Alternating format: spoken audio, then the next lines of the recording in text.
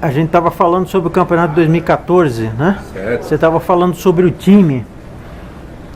Como é que foi montado esse time de 2014? Qual que era o objetivo no começo? Era o Carlinhos, né? O técnico. Carlinhos era o treinador do Nacional em 2014, almejando subir de divisão, né? Por 2 anos batemos na trave. 2012 e 2013 montaram-se times teoricamente e relativamente bons no papel e ficou no meio do caminho, né? 2014 a mentalidade já era de subir desde o início. Foi contratado artilheiro da competição de 2013, o Sócrates, jogou no União Suzano, veio jogar no Nacional. Na época era uma empresa parceira de nome Know-how, que apoiava o futebol do clube. E trouxe mais alguns garotos aí que figuravam em alguns times de várzea, outros já tinham passagem pelo futebol. Os nomes de destaque aí bastante era o Fernando, né? Foi o volante aí, jogou no Nacional, fez o gol do título. Nós tínhamos também na lateral esquerda o Caio e o Ricardinho, que eram jogadores. O Caio é prata da casa, jogou em 2005 a Copa São Paulo. O Ricardinho também foi criado na base do Nacional, passou por bastante tempo aqui. E outros jogadores aí que foram secundários, mas o mais importante foi a solidez defensiva que o Nacional teve e a ofensividade, principalmente na primeira fase, né? Sócrates, tivemos o artilheiro da competição, Sócrates repetiu o feito e foi artilheiro novamente com 16 gols. O time foi feito para subir, 2014 o time foi feito para subir. Caso não subisse naquele ano, seria um fatídico ano, porque tinha o salário pago ali nos 3 primeiros meses, o pessoal jogando bola, e era um campeonato que se afunilava muito. Começava com diversos grupos e primeira fase um grupo, segunda fase outro grupo, terceira fase outro grupo. Você podia ser bom na primeira e na segunda fase, se na terceira fase você não fosse bom, automaticamente você não passava. E foi um ano bacana que o Nacional pôde reverter algumas partidas dentro de casa, né? Eu lembro muito bem da partida contra o União Mogi, que no primeiro jogo lá, nós fomos jogar lá e perdemos, né? E era o primeiro jogo do grupo, se eu não me engano, a terceira fase. E o Nacional, terceira fase não, quarta. O Nacional perdeu e já ficou naquela, poxa, será que passa? E aí a torcida ficou com o coração na mão, porque, mais um ano ficar na quarta divisão, complicado. E o Nacional empatou o segundo jogo, ganhou o terceiro, ganhou o quarto. Pegou o União Mogi novamente aqui, venceu por 2-1 de virada, saiu perdendo por 1-0. No segundo tempo o pessoal falou, se perder já era. Estava entre a coisa e a espada. Esse jogo foi decisivo para o Nacional arrancar rumo ao acesso da última divisão aí, da Bezinha. E qual que é o campeonato de 2014, o Carlinhos, como é que ele postou o time em campo? Qual que era o esquema preferencial? O Carlinhos começou baseado num 4-4-2 e variava às vezes com 4-5-1 também, enquanto o Nacional jogava um pouco mais recuado. As características do time do Carlinhos era chutar muitas bolas ao gol. O Carlinhos ele dava orientação para os times aí que os meias chutavam muito de fora da área, nós tínhamos pontas que chutavam bem, também cruzado. Era time que cada jogo aí o Nacional dava 7, 8 chutes ao gol em média. E também o duro era a pontaria, né? Muitas vezes desses 7 ou 8, um entrava, muitas vezes não entrava. Eu lembro de um jogo que nós tivemos aqui contra o União São João, 2-2, o time era do Carlinhos também. E tomamos um gol no último minuto, mas o Nacional cansou de perder gol. Perdeu um caminhão de gols. Perdeu acho que de 13 chances de gol aí, 8 foram claras. Então a ofensividade desse time do Carlinhos era bacana, porém eles perdiam muito gols. Deu sorte que o resultado no final foi agradável, o Nacional subiu na final contra o Atibaia. E também tínhamos na zaga ali 2 caboclos ali que era pau para toda a obra, né? Que era o William e o Gabriel, né? Então esses caras aí, eles comeram o pão que o diabo amassou, né? Nessa época de 2014 foi uma época bacana que todo mundo se uniu, porque a dificuldade financeira afetou o clube, né, no meio do campeonato. Então todo mundo se uniu para não deixar a peteca cair e fazer com que o Nacional voltasse para a A3 em 2015.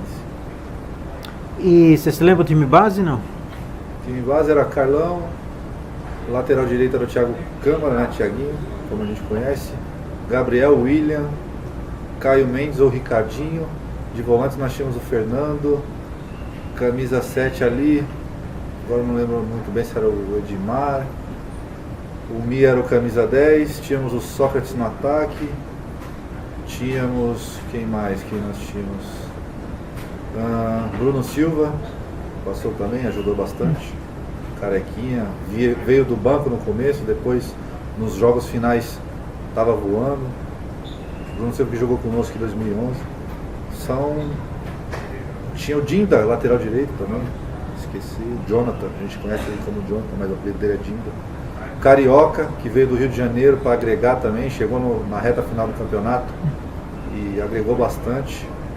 O Sócrates começou bem, terminou em queda, não estava já rendendo muito.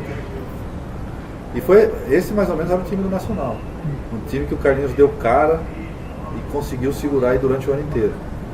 Problemas financeiros houveram, a gente teve percalços durante o campeonato, uma partida, um deslize aqui, outra ali, mas foi conseguido contornar e no final tudo certo.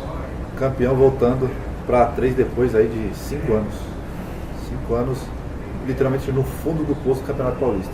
Já tinha sido mal em 2011, 2012 mudou, se reestruturou, caiu na primeira fase, 2013 conseguiu passar da primeira fase, ficou nas próximas, 2014 foi campeão.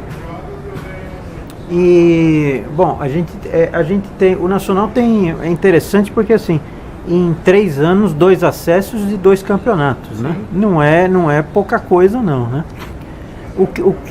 Como é que você viu a evolução do time 15, 16 para chegar em 17 e subir para a Série A2? O Nacional, ele, junto com o Sertãozinho, é o maior dos campeões da A3, né? O Nacional já figurou por 22 vezes jogando a Série A3 do Campeonato Paulista. A A2 somos mais tradicionais ainda. Essa, com a participação de 2008, é a 40ª vez que o Nacional disputa o Paulista da A2.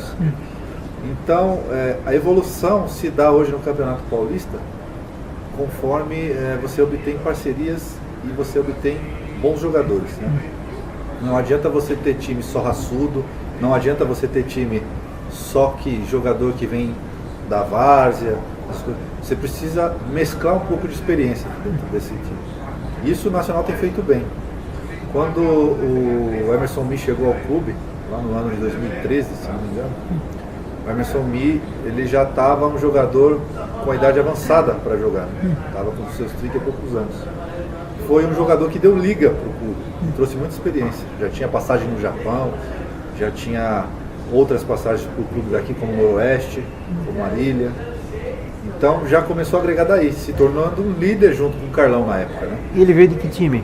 Do Noroeste. Noroeste. Então o que acontece? O Carlão junto com o Mi eram as pessoas que davam norte, né, para os novos jogadores. Porque querendo ou não, a renovação tem que acontecer. Conforme a renovação acontece, as pessoas vão passando ali a experiência um pouco de cada dia para aqueles novos jogadores que chegam. Então eu lembro muito bem dos jogadores que vieram em 2015, que o Nacional tinha conquistado a Bezinha em 2014, e em 2015 chegaram para tentar se manter na 3. Né?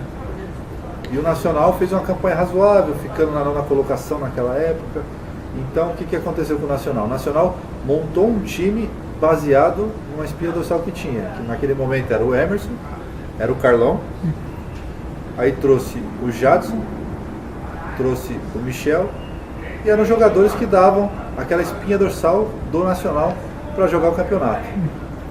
Trouxe outras peças, no caso trouxe o Piraju, que veio do Alecrim do Rio Grande do Norte. O Carlão já estava começando a apresentar problemas com a tendinite dele, que foi o caso da aposentadoria dele, né? Mas já estávamos treinando outros goleiros. Veio outra parceria, em 2014 a Know-How caiu, né? Em 2015 veio assumir uma parceria com um antigo jogador de futebol do Santos, o Alberto, né? Junto com o pessoal investidor lá de Portugal. Trouxeram alguns jogadores deles, né? Que era o Danilo na zaga, depois foi para o comercial. E em 2015 o time deu um pouco de liga, mas não suficiente para passar para a próxima fase. O Nacional ficou em nono, classificavam 8. Na última rodada estava dependendo de resultados, que não aconteceram. E infelizmente não passou. 2016, com a base acertada, aí foi um ano de mudar mais um pouco. 2016, o Nacional começou a trabalhar ali para ter um time melhor, trazer jogadores já que tinham um pouco de nome, já no cenário do futebol, tanto paulista como nacional, e também trazer novas revelações. Em 2016 a gente trabalhou ainda com um pouco da base, né, que o Nacional tinha. Trouxe, a parceria novamente caiu, né? Tivemos outra parceria que teve uma queda. Se eu não me engano, assumiu o Campeonato Paulista, ficou o Campeonato Paulista, e na Copa Paulista já não tínhamos mais a parceria. Então toda uma reestruturação foi montada em 2016. Então em 2016 o time chegou a avançar, porém, talvez esse incentivo financeiro, que a gente sabe que o futebol hoje não vive só do salário. O jogador tem um bicho, tem um incentivo, tem tudo aquilo que você sabe que ocorre no bastidor do futebol. E isso fez com que o Nacional patinasse um pouco. Algumas peças foram trazidas, como o Turco, que eu lembro, marcou bastante gol, um alemãozinho. Tinha o Caju, foi jogar em Portugal depois. Tinha Felipe Lacerda, que tinha retornado ao clube, depois de uma passagem catastrófica ali, que foi para o Itapirense não pagava, foram rebaixados, né? E Nacional conquistou um pouco de respeito na 3. Por quê? Voltou um ano, se manteve, 2016 já estava brigando nas cabeças. E aí o que aconteceu? 2017 é o ano. Ficamos 2 anos, um ano para segurar, segundo ano para manter e terceiro ano vamos brigar pelo acesso. 2017 foi o ano do acesso. O Nacional passou na 6ª colocação na primeira fase. E aí que uma história bacana aconteceu. Nacional tido como azarão, tinha a pior defesa do campeonato 2017. Ninguém apontava o Nacional como favorito. Ninguém. Nem jogador, nem diretor, ninguém, cara. Era o Alex Alves, né? O Duca era o técnico, depois veio o Alex Alves. E o que aconteceu com o Nacional foi o seguinte: você tem uma equipe na mão, talvez você tenha que mexer com o brilho de alguns jogadores para poder o cara dar o sangue, dar a garra ali na raça, né? Então o que aconteceu? Nacional passou em 6º, franco azarão, né? Todo mundo cravando Olímpia, que passou em primeiro. Melhor campanha. Todo mundo cravando Sertãozinho, Monte Azul. E o Nacional foi ali, primeiro jogo contra o Rio Branco aqui, né? Primeiro jogo sempre no Alaião, segundo jogo fora de casa. E a equipe do Rio Branco veio aqui, se não me engano, conquistou um empate, uma vitória, não lembro agora. Não, ganharam. Ganharam, 1-0, né? E Nacional já foi para lá desacreditado. E a torcida do Rio Branco aqui, não, lá e Americano, o bicho pega, é Rio Branco na série. Nacional foi lá e ganhou, meu irmão. Foi lá e ganhou e calou o Americano. E aí vai a segunda fase, o eterno Olímpia. O Nacional gosta de ganhar acesso em cima do Olímpia, gosta de ganhar campeonato em cima do Olímpia. Aí o Olímpia vem aqui, esse jogo sim, foi um empate 0-0 aqui. Não, perdão, foi uma vitória deles aqui 1-0 e vitória do Nacional lá 1-0, do Laércio. E pênalti, meu amigo, pênalti. Que ninguém acreditava estava para acontecer. Pênalti que Nacional, se eu não me engano, ganhou de 4-2 em Olímpia. Rapaz, esse dia eu estava em casa, não pude ir porque infelizmente tinha compromisso. Mas eu acho que eu fiz o maior foguetão da minha vida, que ninguém entendia o que eu estava fazendo. Eu comprei 12 caixas de rojão e soltei lá na rua de casa, aqui na Vila Palmeira, perto da freguesia. Eu estava doido aquele dia. O Nacional tinha conquistado acesso para 2, que era o lugar que ele tinha saído em 2007. Então era bem complicado. E na final era oba-oba. Final, o Nacional trabalhou muito para ter o acesso, já que era um time desacreditado. E a final foi uma festa, né? A Inter veio para cá, trabalhou um bom jogo, conseguiu uma vitória importante para o time deles. E a torcida fez a mesma festa, identicamente a mesma festa que a torcida do Rio Branco de Americana fez. Saíram daqui falando que ia levar o título, que em Limeira já era, que caiu lá já era. E o Nacional aconteceu o quê? Foi para Limeira com 14 mil pessoas, 12 mil pessoas 12 mil. em Limeira e papou o título, 2-0. Eu tava lá. 12 mil da cidade e 30 do Nacional. É isso mesmo. E eu era um dos 30. Eu era um dos 30, juntamente lá com mais pessoas lá. E foi inenarrável, essa vitória do Nacional foi inenarrável. Porque Nacional começou jogando e eu acho que se a Inter tivesse chutando bola no gol do Nacional até hoje, não ia estar entrando, cara. Porque aquele dia tudo deu certo pro clube. Tudo. Nessa viagem eu lembro que nós fomos viajar numa van, fretada junto com o pessoal do F7 aqui do clube. E viajou a torcida Almanac, viajou alguns torcedores também que não são da torcida. E chegamos lá, cara. A torcida da Interro lá, que já é conhecido nosso também, nos recebeu super bem, teve uma festa, comemoração lá. Na hora do jogo, cada um pro seu lado. E na volta comemoramos também junto com os caras. A torcida do Nacional comemorou o título junto com a torcida Indeterror lá do... Indeterror não, a Leão Chopp do Inter de Limeira. E cara, foi bacana porque foi uma final sem problemas, né? Sem problemas. Se mostrou um jogo que o Nacional foi extremamente vital, com o gol do Laércio de cabeça, que foi o nome do campeonato pro Nacional, vitalíssimo para as proteções do clube. Laércio, Éder Louco, que fez um gol de falta aqui também, foi um dos nomes mais importantes. Chegaram na reta final do campeonato e conseguiram ajudar o clube a levar esse título. E o gol do Negueba. Negueba, cria do Nacional, lá da Zona Leste, amigo nosso, um grande abraço aí pro Negueba, que fez o gol do título e valeu a pena. O Negueba foi o jogador que mais atuou em 2017. Se eu não me engano, mais aí de 1.200 minutos em campo. Foi um dos jogadores que mais atuou com a camisa nacional em 2017. E qual foi o time base do campeonato? Campeão? O time base foi Felipe, foi lateral direito Thiago Câmara, zagueiros Jefferson e Luiz Henrique, lateral esquerdo Caio, os volantes tinha o Gaúcho, camisa 5, camisa 7 Negueba, camisa 8 era o, se eu não me engano, teve o Jobson no começo do campeonato, o Jobson saiu, agora eu não estou recordado quem veio no segundo turno.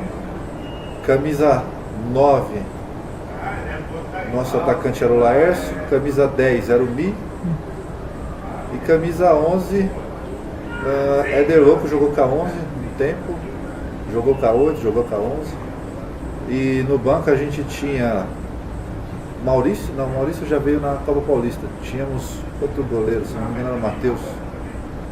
Tínhamos outro zagueiro, não vou lembrar o zagueiro. Tínhamos Piraju, que logo no começo, estava no começo, depois saiu do time. Negueba, Ricardinho também jogou aqui, na lateral esquerda, era reserva do Caio. Que eu lembro só. Os outros passaram, mas muitos poucos jogos, né? Entendi. Bastante jogos assim que não... Tinha também o Felipe Silva que passou por aqui, era banco. Tivemos bons jogadores. Os cabeças dessa campanha foram pelo Nacional, o Mi, na reta final, Éder Louco e o Laércio. E cara, Carlão catou demais. Carlão não, Felipe catou demais. Foi o ano que o Felipe arrebentou. Então, e o Carlão ainda, se eu não me engano, o Carlão chegou a jogar, estava aposentado, chegou a jogar porque o jogou Felipe, no começo do ano, né? o Felipe se machucou. O Nacional tinha trazido um terceiro goleiro, que é o Isaac, que está conosco hoje. O Isaac não estava totalmente preparado ainda. E falaram pro Carlão, Carlão, você tem que voltar, cara. E o Carlão jogou no sacrifício. Se eu não me engano, o Carlão fez 6 jogos. 6 jogos com o Nacional nesse ano de 2017. Já prestes a se aposentar, porque estava difícil. Ele mesmo confessava que estava difícil.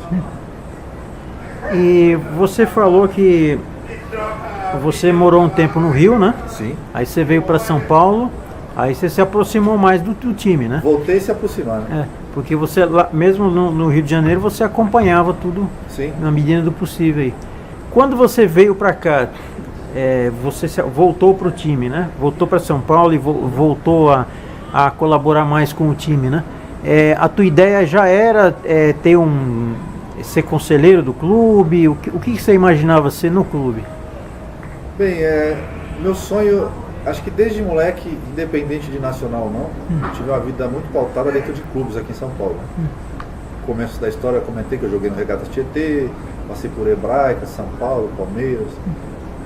E eu tenho um sonho muito grande de administrar uma equipe esportiva, independente do que seja, de futebol, de basquete. Por quê? Porque o esporte é um meio social inclusivo, que ele inclui qualquer cidadão, qualquer ser humano, independente dele ter problema, portador de deficiência. O esporte inclui. E eu sempre tive afinidades com o esporte. O nacional, por ser uma paixão antiga, eu acho que foi o meio que eu encontrei de abrir as portas para isso. Então, o que acontece com o nacional? O nacional, para mim, é minha segunda casa, é meu quintal. Isso eu falo para todo mundo. Desde os meus pais, que me acompanharam desde o início, até as pessoas que convivem junto do meu meio. Hoje eu respiro o nacional quase que 100%. Por quê? Porque desde essa época que eu retornei a São Paulo, eu trabalho literalmente para o clube com a forma de ajudar. Porque o clube não tem investimento, não tem mídia, não tem nada que possa erguer o clube. Porque o clube viveu uma fase muito complicada em questões financeiras, em questões de futebol, um clube quase fechando. E acho que o amor aliado à vontade de trabalhar com isso, de ter um sonho de administrar a instituição, fez com que eu tivesse hoje essa posição talvez dentro do clube. Com essa direção já há bastante tempo e todos conhecem meu trabalho, né? Que eu já desenvolvi aqui dentro, já trabalhamos com web rádio, já fizemos projetos de marketing, trabalhando com parcerias, sempre divulgando a marca Nacional Atlético Clube. E acho que isso foi o suficiente até agora para chegar onde eu estou, né? Que é esse cargo de conselheiro. Cargo entre aspas, para mim é uma honra trabalhar aqui, uma honra. Mas aí você foi convidado, como é que aconteceu a sua entrada no conselho do clube? Na verdade, esse ano teve as eleições, né? Esse ano 2017? 2018. Isso. Ah. E eu recebi um convite já pelos serviços prestados, junto à diretoria, junto ao clube, junto à instituição, de fazer parte do conselho, né? Pelo presidente, pelo vice-presidente. E recentemente, em fevereiro desse ano, a gente foi tomar posse e já assinou a ata ali para exercer a função de conselheiro. Será feita agora uma reestruturação nessa parte de conselho, na parte interna, para a gente tocar alguns trabalhos aqui dentro. Não só trabalhos voltados ao futebol, mas esses trabalhos sociais, trabalhos que elevam a infraestrutura e o patamar do clube. Para ser o quê? Uma referência. Eu trabalho bastante com história, gosto bastante de história, além do rádio. Então eu acho que no primeiro passo, nossa primeira onda que tem junto ao clube aqui é resgatar a história do Nacional Atlético Clube. História essa que foi perdida em 46 com o incêndio da Luz, que a sede do Nacional Atlético Clube era na Estação da Luz.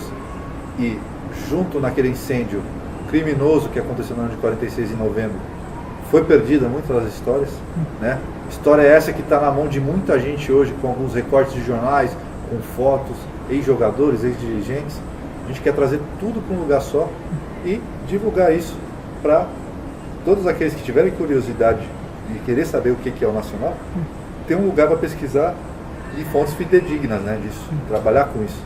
Essa é a minha primeira missão, resgatar a história do clube. A história essa que está perdida hoje, que talvez tenha bastante coisa para se reaver e quem sabe uma grande bomba aí também, né? Uma bomba aí de alterar o ano da fundação do clube.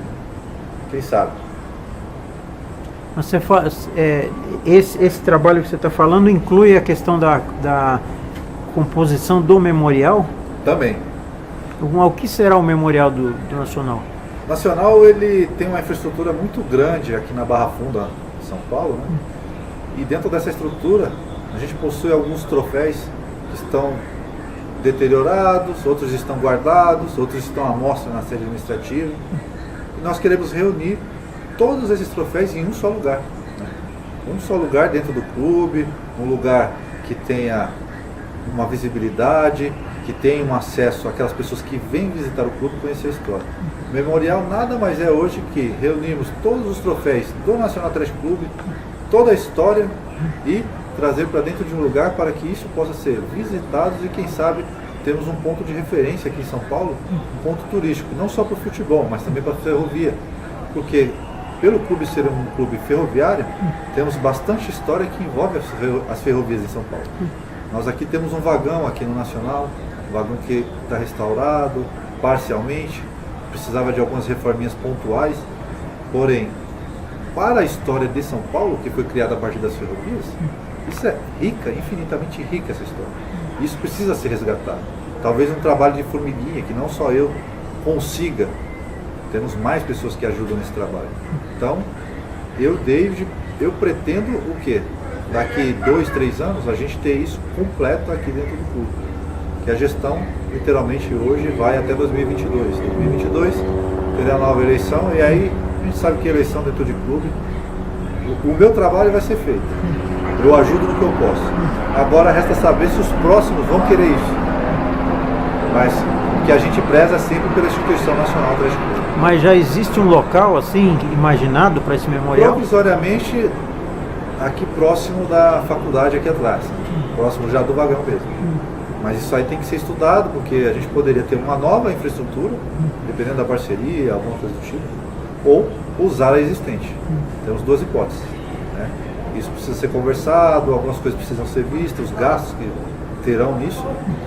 Então, a gente está analisando todos os cenários que possa futuramente ou vir a usar a infraestrutura que já existe ou criar uma nova dentro do clube para que isso possa ser visto por qualquer um que venha a São Paulo e queira conhecer o Nacional. Além dos troféus, tem mais memorabilia do Nacional dentro da sede, assim? Bem, camisas, depoimentos, fotos, tem isso? Fotos temos bastante, né? Principalmente com o presidente, com o vice, o pessoal do social. Nós temos bastante troféus, temos bastante pautas de jornais, né, da época, dos anos 50, anos 60. E isso, o trabalho que será feito posteriormente ao do memorial, seria da digitalização desse acervo, né, criado dentro de uma wiki, dentro de um sistema que comporte receber toda essa demanda de documentos referentes ao clube e de fácil acesso à pesquisa, né? Porque hoje você sabe que tudo é um clique. Tem um celular, tal, acessa, você tem um computador, um tablet, um notebook, vai lá e acessa, consegue ter o acesso. Então, quando você tiver uma base de conhecimento sólida e conseguir publicar, eu creio que esse trabalho será continuamente aprimorado. E acho que esse é o item-chave aí para que a história tenha o que é certo, o que é lenda no Nacional, o que é certo, o que valeu a pena, o que não valeu a pena.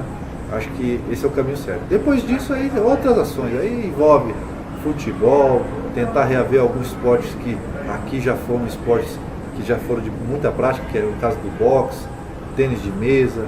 Futebol de botão. Futebol de botão também, teve também, aqui tinha muito baile. Esse catálogo vai ser feito a 20 mãos, né? Eu não sei a quantidade exata de troféus que existem, mas eu sei que alguns precisam ser restaurados, reformados, e outros vão provavelmente só dar aquela polida, tirar uma plaquinha aqui, outra ali e reformar.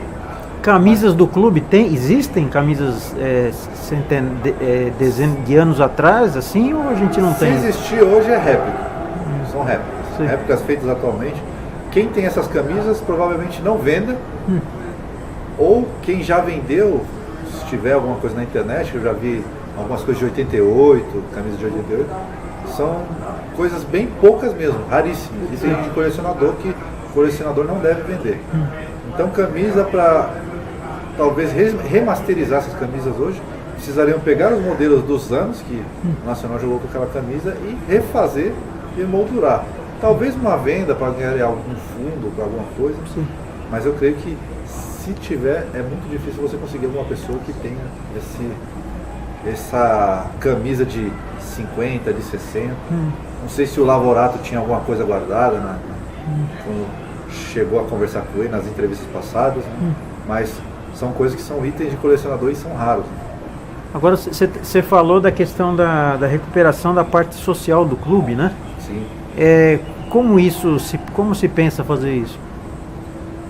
Eu tenho um pensamento, não sei se está alinhado junto ao clube hoje, mas o pensamento é o seguinte: por mais que você tenha uma infraestrutura depreciada, você talvez tenha que trazer pessoas para dentro do clube, né? É o primeiro passo. A partir do momento que você traz as pessoas para dentro do clube, essas pessoas começam a conviver e trabalhar o dia a dia, vivendo aquilo que é de fato o quê? Um clube com pouca infraestrutura e tal, e querer melhorias, né? As melhorias essas são talvez a infraestrutura, a reforma num banheiro, num vestiário, em uma quadra, em um alojamento. São infraestruturas que carecem de apoio. E talvez a pessoa, não conhecendo, estando de fora, que é fácil falar, pô, o clube está depreciado, não entro na piscina, não consigo usar o vestiário. Essas pessoas, estando aqui dentro, convivendo com o clube, consigam enxergar e talvez ter ideias para ajudar o clube no dia a dia. Mas você acha, por exemplo, que o clube sempre foi um clube para os funcionários da ferrovia? Assim, não é que sempre foi, mas assim, a origem dele, a origem dele era isso. Correto. Você acha que é possível, por exemplo, reaproximar o pessoal da ferrovia ao clube, não? Talvez, porque a ferrovia hoje não tem a quantidade de trabalhadores que tinham antes, né? E que eram associados. O paulistano por si só já deixou de vir aos clubes, né? Sim. O paulistano da capital, ele prefere ir para o shopping, ele vai para um sítio, ele vai para a praia, mas ele não vai com a família mais para o clube. São raros os exemplos de família. Posso citar aí que a cada 10 famílias, 2 vão a clubes. E muito pouco. Nacional, do final dos anos 80 para agora, se deteriorou muito na questão de quadro associativo. Talvez de 3 mil sócios, 4 mil sócios, hoje deva ter aí 300. É um número muito grande que você não consegue mensurar. Né? Então, essas pessoas têm que voltar a praticar alguma coisa do clube. O clube geralmente foi voltado para a prática esportiva, independente do esporte que tenha. Uma pista de corrida, uma atividade funcional, um basquete para o filho, uma aula para o marido. As pessoas procuram às vezes muita comodidade. Aqui hoje a gente tem 5, 6 prédios ao redor do clube, que pode ser um chamariz, né? Pode ser um exemplo de algum profissional que trabalhe com esporte, com tem autonomia para trabalhar com esporte, faça uma parceria junto com o clube para utilizar a estrutura do clube e trazer pessoas para dentro. Não só no futebol, que o futebol está indo, querendo ou não está indo, mas no basquete, no vôlei, na academia, no crossfit, no UFC, que tem o nosso parte de arena aqui, o ringue de boxe, a parte onde tem o boxe aqui, o clube aqui atrás, ela foi cedida para fazer o filme do José Aldo na Globo. Se você assistir o filme do José Aldo, você vai ver que parte daquele treinamento que ele faz quando ele estava iniciando a carreira foram gravadas no Nacional. Ah, que legal. E existiu essa história. O Rosa Branca foi campeão de basquete pelo Brasil, ele deu aula nacional de basquete aqui. São histórias que talvez quem está fora não conheça, mas são ricas. O Nacional conseguiria montar uma equipe de basquete hoje? Talvez não, mas com um apoio, com incentivo, por que não? Tem os campeonatos amadores, não precisa ser NBB, NBB está crescendo, teve Jogo das Estrelas esses dias. Quem sabe uma camisa do Nacional voltando a figurar na Federação Paulista de Basquete? É uma utopia? Pode ser, mas se tiver força de vontade acontece. Já vi muitos clubes fazerem isso. A gente sabe que dinheiro, tudo gira em torno do dinheiro, mas se tiver força de vontade já é o primeiro passo dado. É porque depende muito, na verdade, de parceria, né? Sim, alguma sempre. Empresa querer investir em determinado esporte. Correto. E trabalhar com isso, né? E geralmente eles querem a visibilidade. Talvez a visibilidade que o basquete brasileiro não tinha 10 anos atrás, hoje voltou a sim. ter. Né? Televisão aberta e tudo. Hoje nós temos a NBB com patrocínio da Sky, com patrocínio da Avianca. Né? Então são empresas, pontualmente o McDonald's abriu os cofres lá e colocou lá, se eu não me engano, 50 mil para patrocinar o Jogo das Estrelas. A Infraero patrocina o NBB. E as equipes por si só elas conseguem seus patrocínios, cada uma na sua cidade. Temos Mogi aqui do lado, tem um bom time. Franca e Ribeirão, nem se fala, são dois times que tiveram bastante tempo no basquete paulistano e despontam aí. Temos Suzano, que já teve time de basquete, Corinthians já teve time de basquete, Palmeiras, Cameltex também teve time de basquete, agora parou de novo. Então, o Nacional pode voltar a figurar nesse cenário aí, com um bom incentivo, com uma boa parceria. E qual que é a relação da Ferrovia com o clube? Quer dizer, a Ferrovia foi privatizada, né? Primeiro foi nacionalizada e depois privatizada. Qual que é a relação? Existe alguma relação com o clube, não? Hoje existe uma relação amistosa, né? Relação amistosa de alguns diretores da Associação dos Ferroviários Brasileiros de São Paulo. Eles comparecem ao clube esporadicamente, né? Com alguns eventos, alguma festa, mas aquele vínculo que existia lá nos anos 40, nos anos 50, se extinguiu um pouco. Difícil você ter um ferroviário aqui hoje, são poucos. A maioria sempre aposentados ou coisa do tipo. Mas você acha que, por exemplo, a diretoria, se vocês tentassem uma aproximação com a diretoria da ferrovia, você acha que isso teria frutos, vamos dizer assim? Talvez o Nacional deveria primeiramente tentar resgatar o que ele possa oferecer a um associado. Talvez esse é o primeiro ponto. Não é isso, David. Mas para trazer a ferrovia, né? Para trazer o ferroviário. Estou te dizendo. O Nacional deveria, vamos trazer tudo para dentro de um balaio só, de uma cesta só. Uma infraestrutura melhor para que seu associado ferroviário viesse e desfrutasse disso dentro do clube. É válido? Não sei te dizer hoje. Futuramente pode ser. A cidade, ela cria nichos porque ela se expande numa megalópole e as pessoas começam a viver um pouco mais dentro do seu bairro, mais dentro do seu espaço ali geográfico de 4, 5 quilômetros. E talvez com essa densidade aumentando da Água Branca aqui da Barra Funda, o Nacional consiga vamos ter uma estação de metrô futuramente aqui na Água Branca, coisa que há 20 anos atrás nem se imaginava. Já tínhamos o trem, vai chegar o metrô. E quem sabe o funcionário que trabalha no metrô possa desfrutar de uma piscina dentro do clube, possa desfrutar de um futebol dentro do clube, com o que era antes, sendo lá o sindicato dos metroviários, tirando uma porcentagem da carteira e tendo a carteirinha de sócio. Pode acontecer, mas eu creio que antes disso o Nacional tem que dar aquele passo de se atualizar dentro da sua infraestrutura, oferecer o que tem um pouco de melhor para o associado ter a vontade de voltar para o clube. Primeira coisa, independente de ser ferroviário ou não. Sim. Primeiramente, os ferroviários seria o alvo mais fácil. E depois, a massa hoje, que é aquelas pessoas que esporadicamente vão para os clubes. Como é que você viu o tombamento da arquibancada e do campo? O que isso representa para a recuperação do clube? Esse tombamento, ele surgiu após, se não me engano, uns 7 anos, né? Se eu não me engano, o Aurélio Nomura, não lembro o nome ao certo, que fez o projeto de lei, o PL, agora não vou lembrar, demorou-se bastante tempo para escorrer dentro da Câmara. Se eu não me engano, alguns deputados vieram aqui, vereadores, Aurélio Miguel passou por aqui, alguns outros passaram por aqui, sempre prometendo ajudar o clube nisso, né? Porque a especulação imobiliária aqui foi grande, foi alta. Nacional quase foi extinta aí pelos prédios e queriam abocanhar o terreno do clube, fazer tudo isso daí de uma forma que o Nacional sumiria, né? Não teria mais nada aqui, não teria estádio, não teria... Mas isso chegou a ser cogitado? Chegou. Queriam montar shopping, queriam montar centro comercial. Os prédios hoje que tem aqui do lado são prédios que é terreno pertencente ao clube.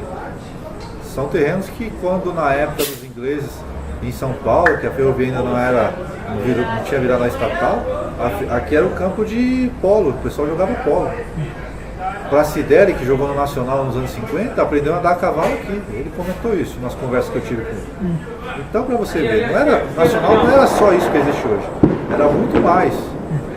Mas passou-se o tempo e isso foi acabando. O Nacional vendeu terreninho aqui, vendeu ali, adquiriu dívida, caiu a infraestrutura. Hoje está isso aqui. O tombamento veio numa ótima hora. Porque se não toma um conselho com a especulação imobiliária, futuramente pode vir qualquer um aqui e vender. Isso não pode mais acontecer. Eles não podem mudar o patrimônio do clube, que é o estádio e a parte da arquibancada.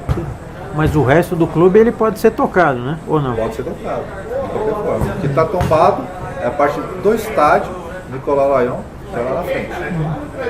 Ponto. Dentro do clube, o clube hoje, o terreno é do Nacional, não pertence a ninguém, não pertence ao clube. O terreno é do Nacional. Então, as empresas que vêm aqui, muitas vezes, a gente hoje tem um negócio que chama o arrendamento.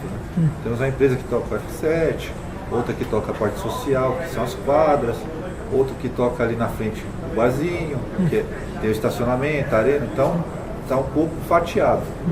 Só que dentro do Nacional, não tem aquela hipótese de chegar e falar assim, não, o clube está com o terreno da prefeitura, o clube está com o terreno cedido pela... Não, o terreno do Nacional é do Nacional. E o Nacional, literalmente, com seus conselhos deliberativos, sua presidência, faz o que acha necessário aqui dentro do clube. E você, qual é a camisa que você gosta mais do Nacional? Ó, das últimas eu gosto da Pênalti. Da Pênalti eu gosto bastante, que é um azul royal bem bacana, lista das transversais. E eu gosto de uma da São Paulo Highway, que era vermelha, o símbolo São Paulo Highway, com as letras em branco, ele é vermelho e azul, bordadinho azul. Que, se eu não me engano, foi na época de 50 que usou, né? Mas e a cor da... Perdão, 43, que tem até uma foto do jornal que... Mas era a cor vermelha, né? A cor vermelha. São Paulo Highway, ela utilizava vermelho, azul e branco, né? Dos anos 50 para cá, aí começou -se a usar, Nacional adquiriu o azul e branco, né? A 47 começou a usar as listras transversais de azul e branco. Mas o Nacional costumou usar bastante o uniforme vermelho quando era São Paulo Highway. Tanto vermelho e tanto azul também, branco e azul. Porque o símbolo no começo era um símbolo redondo, escrito SPR dentro do símbolo, e depois se tornou um símbolo como se fosse na espécie de um brasão. Um escudo, também. Né? Um escudo, isso. No começo era... E a grafia era igual a grafia que a gente tinha nos trens, né? Um SPR customizado. Igual a gente tem nos trens, na entrada da ferrovia hoje. E o teu trabalho na web, na página do Nacional? Não é página oficial, vamos dizer, do clube, né? Hoje eu já trabalho na do clube nas duas, né? Sim. Na verdade, minha página oficial que eu tive durante um tempo, ela era a única que cobriu o Nacional. Sim. Em loco, tipo, somente a página que eu tinha, só era cobriu o Nacional. Tinha uma página do Cláudio também, tem essa página ainda até hoje, que ele faz uma cobertura pontual. E tinha os Jogos Perdidos, a página dos Jogos Perdidos, que são um site que cobria diversos jogos que você nem imagina que estavam acontecendo e cobria, que é do Fernando. Então, assim, eu comecei o trabalho por quê? Porque justamente o Nacional não tinha esse foco. As notícias eram escassas, eram muito poucas. Você começou nessa página quando? Essa página começou quando? 2010. 2010? 2010. Essa página tem 8 anos. E hoje, graças as parcerias, os investimentos que foram feitos, nós temos um site oficial, né? Hoje tem uma equipe de assessoria que mantém esse trabalho. Eu dou ajuda, como eu trabalho na área de TI, eu dou ajuda com algumas funcionalidades de ferramenta, e-mail, assim do tipo. E então esperamos, né, manter pelo menos o domínio. O domínio agora a gente tem um domínio, porque o domínio passava na mão de...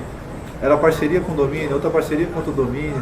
Entrava uma, saía, tirava hospedagem, era balai de gato. E agora o Nacional tem um domínio, graças a Deus. Consegue ali manter o site dele no ar, sem precisar depender de ninguém. Dependendo de quem venha, próximo, hoje está tranquilo ali, está a hospedagem. E para o futuro, o que você imagina para o futuro do Nacional? O futuro do Nacional 2018, 2019, 2020? Bem, esse ano, acesso. Não era esperado, mas estamos esperando acesso. Quarto colocado ali, 2 jogos para terminar a primeira fase. Vamos pegar o Lanterna, né? Pegamos o Lanterna, pegamos mais um jogo fora de casa, contra o Rio Claro. Passando de fase é outro campeonato, é mata-mata. Nacional é um time copeiro. É um time copeiro. Em mata-mata, Nacional é complicado, é carne de pescoço. Em 2015 a gente pegou o Linense aqui, empatou 0x0 e lá 3x3. Um jogo tumultuado, com arbitragem. O Linense foi campeão, mas o Nacional foi pedra no sapato dos caras. Entendeu? Pegamos a Ferroviária, era para ter ganho aqui. Perdemos o pênalti, fomos para lá, perdemos 2x1, entregamos a vaga, mas foi osso duro também. O Nacional no mata-mata é copeiro. Se o Nacional for para alguma competição que dispute mata-mata e o time que vem se achando, é time copeiro. 2018, eu acho que, findando o acesso, consegue.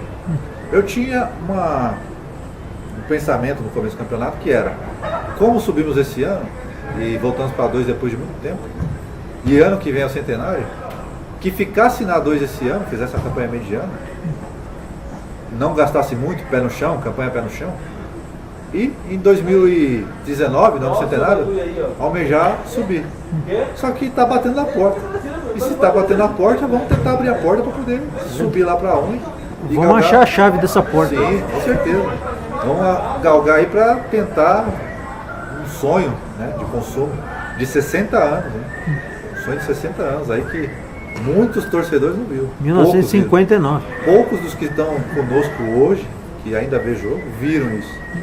E eu ainda tenho sonho também, de ver refletores novamente no Alaion. Refletores para jogos aqui. Por quê?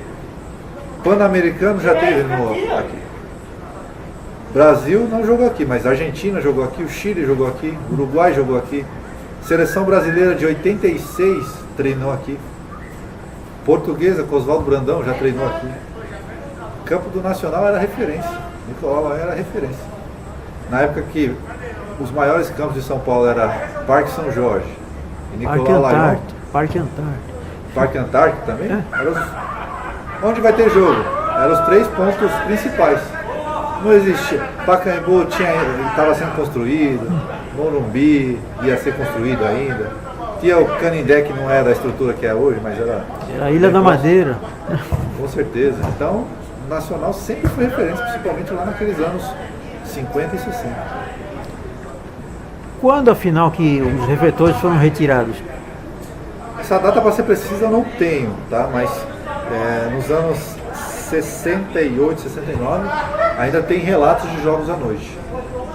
Né? Eu creio que nos anos 60 isso foi retirado. Ou se depreciou, porque a gente tem o refletor aqui ainda. Tem as torres. Então, literalmente, aquela cabeça do burro, né? Que você não sabe se foi enterrado aqui, se foi enterrado em outro lugar. Provavelmente isso daí foi nos anos 70. Agora uma coisa, é para subir para a Série A1, tá? Vamos dizer que conseguimos subir para a Série A1. A capacidade do estádio é suficiente? Não tem que ter refletor também? Deveria ser aumentada para 12 mil pessoas, né? Hoje é para 10, para 12 mil é o mínimo exigido. Né? Então você tem que ter 12 mil. O Nacional tem a vantagem de estar em São Paulo. São Paulo ele pode jogar no Pacaembu, ou pode alugar deixa eu ver, Arena Corinthians, se tivesse um dia, o Allianz Parque, fazer um jogo preliminar, porque a partir do momento que você sobe, você tem que jogar na sua, você não pode jogar em outra cidade. Pode jogar na sua cidade, mas em outro estádio. Pode jogar em outro estádio. Pode jogar em outro estádio dentro da sua cidade, você não pode jogar em outra cidade. Por exemplo, o Nacional não poderia jogar em Barueri, na Arena. Sim.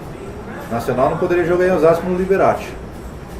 O Nacional deveria jogar em São Paulo. Então, teria que ser feita adequações no estádio, provavelmente.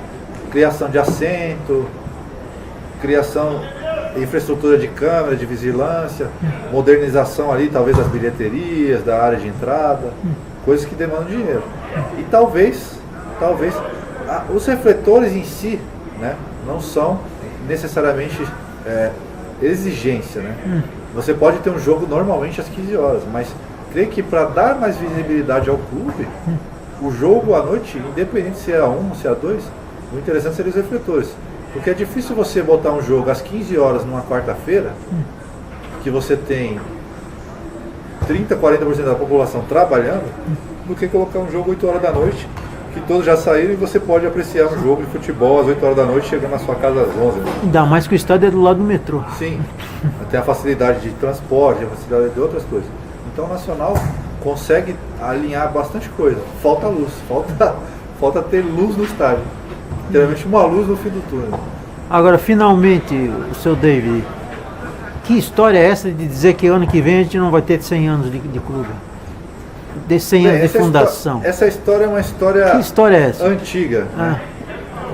Se você estudar a história do Nacional, o Nacional, ele literalmente foi o primeiro jogo de futebol do Brasil, 1894, São Paulo Raio versus Companhia de Gás. Nacional, que era São Paulo Raio, ganhou por 4-2, né, da Companhia de Gás. O que aconteceu com esses clubes? O clube deixou de existir? Ninguém sabe. O clube parou as atividades? Não, ninguém sabe. Algumas pessoas sabem. Porém, isso está perdido nos jornais da época. Então, se você pegar a época do Império, a maioria dos periódicos, dos jornais que corriam naquela época, eram jornais que tinham origem no Rio de Janeiro. Então, as informações de São Paulo eram poucas. Poucas dessas histórias que se confundem muito com as histórias da ferrovia. Você via São Paulo Highway Futebol Clube e não Atlético Clube. E em um desses livros, em um desses acervos, temos o Estado de São Paulo, que tem uma ata de fundação da São Paulo Highway Futebol Clube, que é data do ano de 1903, março de 1903. E onde seria a sede desse clube? A sede desse clube seria nascido dentro da origem da ferrovia. Ferrovia que naquele tempo tinha diversas sedes. Eram as estações, né? Tinha a Superintendência de São Paulo, a nossa era na Luz, né? A Superintendência era na Luz. E 1903 é o ano que remete a essa data. O que temos como base nisso? Jornais, relatórios de carteirinha de associados de antes de 1919 e que datam da São Paulo Highway de antes de 1919.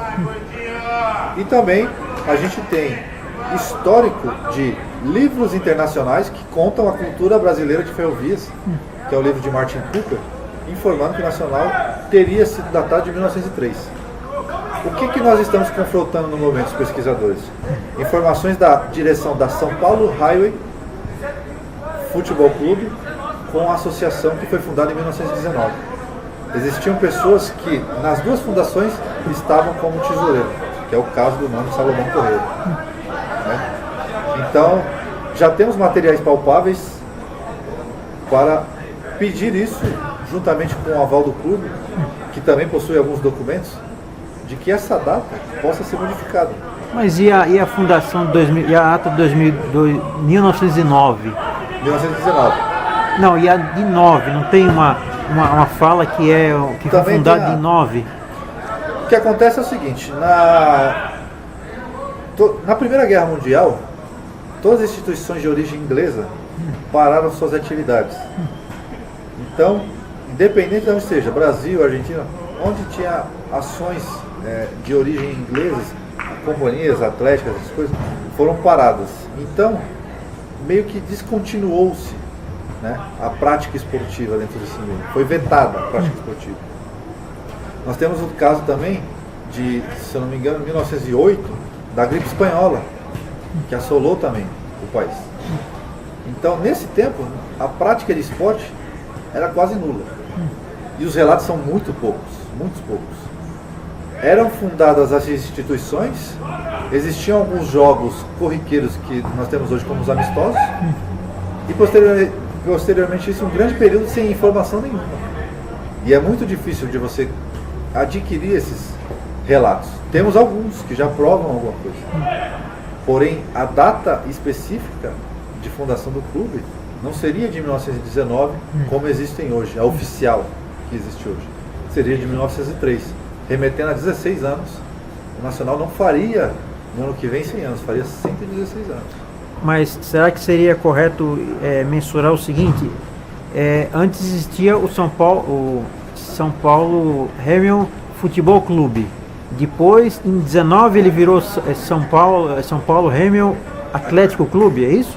O que você pode mensurar é o seguinte: São Paulo Railway Futebol Clube era uma parte que tocava o futebol dentro da ferrovia.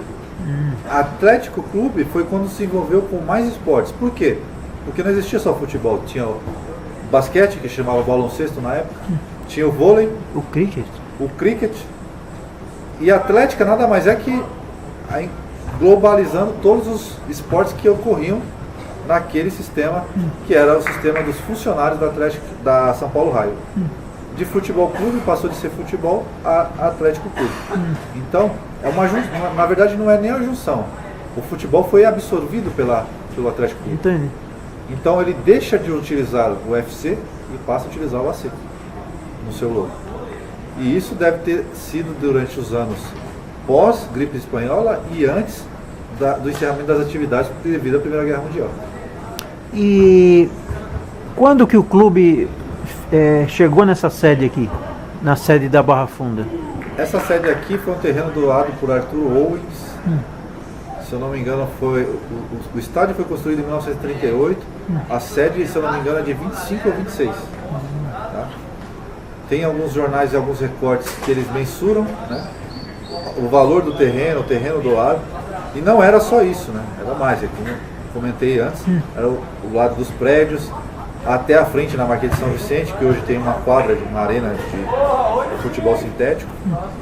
Então, essa parte do Nacional que existe hoje, tem aproximadamente aí, vamos chutar por alto aí, 80 e poucos anos, 87 anos, 88 anos. Legal. Alguma mensagem final aí para o Nacional, para os torcedores, jogadores, curiosos pelo Nacional? Que todos os jogadores que envergarem a camisa do Nacional tenham o Nacional como um exemplo de time que carrega a tradição paulista, né?